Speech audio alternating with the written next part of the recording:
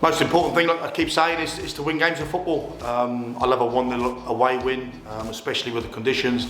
We were surprised to get the game on, to be honest, because we had a monsoon at training on Thursday, and I didn't really have much hope that the game was going to be on Saturday. So fair credit to Colney Heath for getting the game on, and I'm pleased they did, really, because we were near on full strength really for where we are. So and the thing is, having watched the footage back, it was a game you'd expect at this time of year in the Spartan. It wasn't pretty. It was two teams that were combative. They got around the pitch, they crashed into each other. It was a game of second balls, first contacts. Recognition. I thought our decision making was a lot better than it has been. You know, we didn't play with too many risks in our own half of the pitch. And ultimately, when games are like that, we've seen it, and it's happened to us too often, unfortunately, where we've been sort of dominant and been sucker punched. And the game itself, for all the ball they had in the first half, didn't really overly test Alex. And the goal, which was good from us because we've been a lot more solid, and I think there's no coincidence bringing Will McClellan in has given us a real boost back there. He's commanding. Obviously, getting Ethan Creary is one of your top players, you know, back in as well, has given us a much needed boost, and then the former Sam Scott. So it's been good to actually get those guys into a unit for 2 games in a row, because as I'm learning more and more within the Spartan, it's you can have a game plan, then all of a sudden someone's got a last minute holiday on Friday night and disappears for 3 weeks.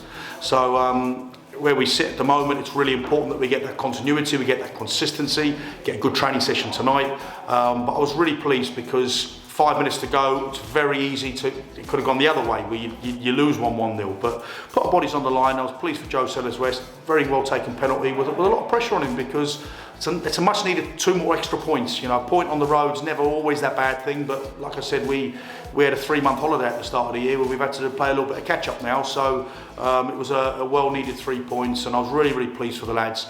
A penalty, you can't avoid it. I think it's been shown about 600,000 times with various angles, slow. If it was against me, how would I feel? I'd be disappointed, if I'm being truthful. I always like to give a fair synopsis. I think it's a soft penalty from the angles I've seen it, but it's a penalty. You can't make contact in the penalty box. So I was glad that we came out on the right side of once, and clever work by Benji Crilly. And Rory Mills, to be fair, does really well on the edge of the box to pick up that contact. So, you know, full credit to him, because he's alive and he keeps play alive and allows us to get that one-on-one in the box, and then it's a really good penalty. And after that, to be honest, you expect us to get a deluge of attacks. They expect us to slam balls down our throat and be under pressure, and Alex be busy, and didn't work that way. We probably could have had a second, in all fairness.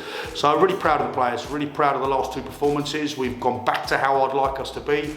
Hopefully now we can carry that on for the next 12, 13 weeks of the season and have a real push, because if we win our games in hand, that pulls us within sort of 7 of the top 5. But like I said, there's a lot of football still to go. We're nigh on 18 games left, so that's good for us, and we've got to make sure that we maximise the points return and get as many of those 54 points as possible.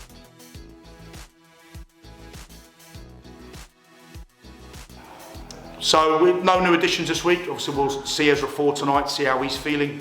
He felt his quad last week, and it's too much of a high risk to sort of bring him in and then ask him to play through an injury. Will McClellan obviously came off with a calf. We'll see how he is for tonight.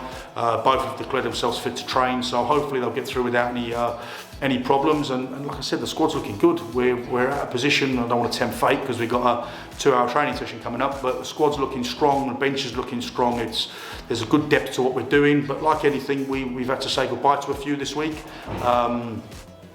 It's the nature of football. This environment's not for everybody. It's tough, it's intense. You'll get loads of credit, but you'll also get told when things aren't going well, and it's not for everybody. And 1 or 2 unfortunately have decided that the competition for places is perhaps a little bit too fierce. It's going to cut their game time, and they've got to go and explore pastures new. And we've got one that's departing, which obviously will all be announced on Saturday, but one I was quite keen to keep, to be fair. I thought he could have added a more depth at the front end of the pitch, but decided he wants to exit. I wish him well. And like I said, we've got loads of strikers here at the moment, all chomping at the bit, ready to score goals. But like I keep saying, you've got to bring players in that are going to better what we have. And at the moment, the 11 is looking strong, and we've got 5 or 6 breathing down their neck, which is how I want it to be. Because at the start of the season, without being horrible, I think me and Kyle were nearly having to go join the bench. So excited for what could be hopefully a good game on Saturday, home crowd again, and hopefully keep a fully fit squad ready to keep that continuity going and hopefully bring 3 points home.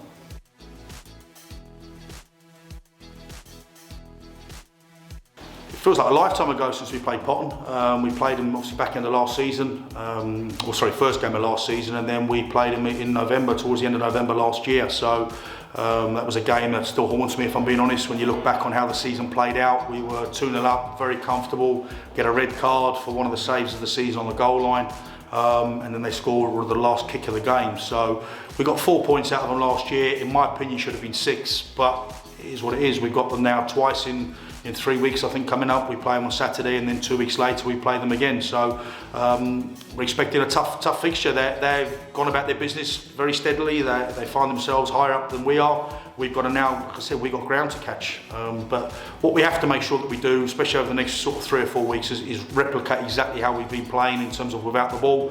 I'd like to see us create a few more chances than we did on Saturday.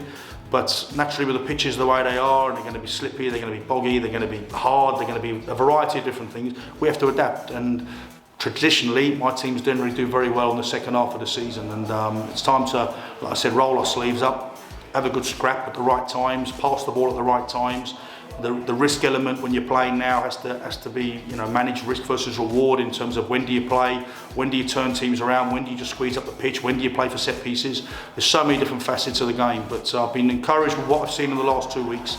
But I'm certainly not sitting there getting carried away, because we've got some real tough games coming up starting on Saturday. And like I said, I was blown away to get 304 people in against Crawley Green in the last game, which I wouldn't have blamed anybody for, if they turned around and gone not coming in. Our form was terrible in the build-up to the game, but people have turned up, and hopefully we can be backed again by a really good crowd on what's going to be a bitterly cold Saturday, and hopefully bring you some more stuff to cheer about and another clean sheet.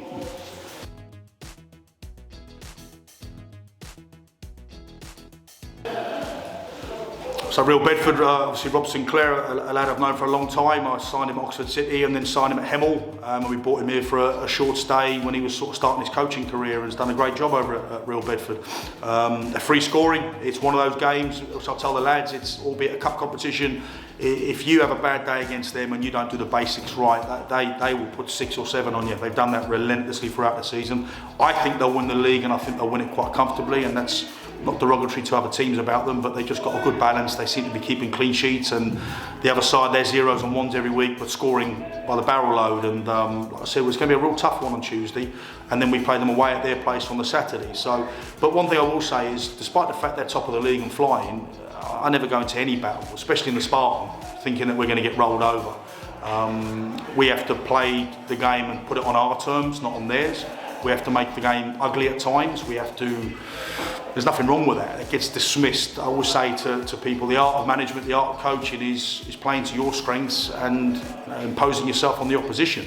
If that means that we've got to make sure that we go and pick up second balls, win first contacts, put long throws in their box. They got a long throw as well, which they can throw down your pipe. So it's going to be it's going to be an interesting test to see where we are. It's going to be certainly a wake-up call off the back of Saturday to see if we can get another 3 points at home on Saturday. If we can do that, then that's 3 league games unbeaten going into a cup competition, which is a bit of a free hit.